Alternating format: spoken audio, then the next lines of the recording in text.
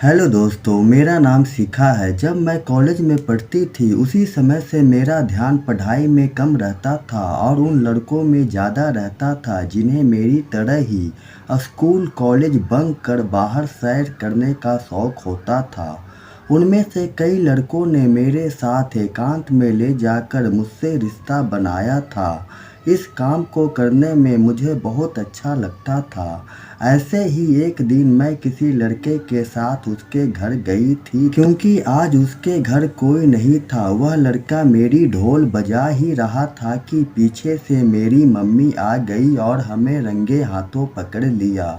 उस दिन के बाद से मेरा कॉलेज जाना बंद हो गया और मैं अपनों दोस्तों से मिल भी नहीं पाती थी। पापा थे नहीं, मम्मी ने घर पर एक किराएदार को रखा हुआ था जिन्हें मैं अंकल कहकर बुलाती थी। एक दिन मम्मी ने मुझसे बोला, जाकर अंकल को खाना दे आ। मैं गई तो पानी की बोतल मेरे पैर पर गिर गई। मैं दर्द से तड़प उठी। वो अंकल मेरे पैर पर आयोडेक्स मलने लगे जिससे मुझे राहत तो मिल गई, पर उनकी छुअन ने मुझे अपने पुराने दोस्तों की याद दिला दी और मेरा मन करने लगा। उस दिन पहली बार अंकल ने मेरी पहल पर मेरे साथ वो सब किया था जिसमें मुझे काफ़ी मज़ा भी आया था।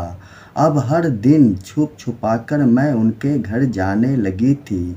वैसे ही एक रात जब मैं उनके घर आई तो मैंने देखा कि वो अंकल मेरी मम्मी की ही बैंड बजाने में लगे थे।